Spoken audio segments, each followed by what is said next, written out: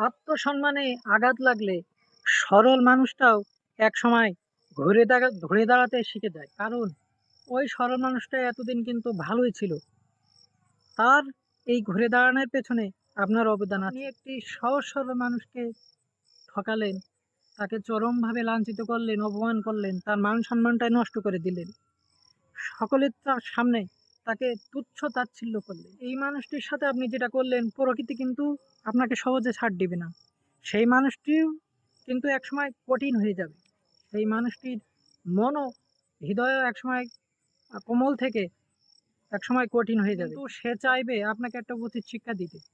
আর এই যে তার মনে যখন আপনাকে উচিত শিক্ষা দেওয়ার একটা মনোবাসনা আসবে, তখনই কিন্তু ওই মানুষটা পরিবর্তন হয়ে যাবে। তো খেয়াল করে দেখুন, আপনার জন্যই একটা ভালো মানুষ খারাপ পথে চলে যাচ্ছে। শুধু তাই নয়, আপনি একটা মানুষকে পুরোপুরি ভেঙে দিয়েছেন, তাকে খারাপ পথে নিয়ে যাচ্ছেন বা নিয়ে চলে গেছেন। এর দায়ভার কিন্তু পুরোপুরি আপনার।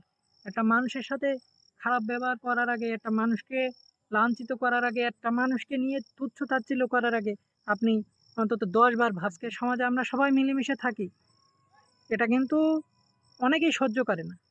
মিলেমিশে থাকলে প্রবলেম কি? সকলেই কিন্তু একসাথে থাকলে আজকে সমাজটা খুব সুন্দর হতো, তাই না?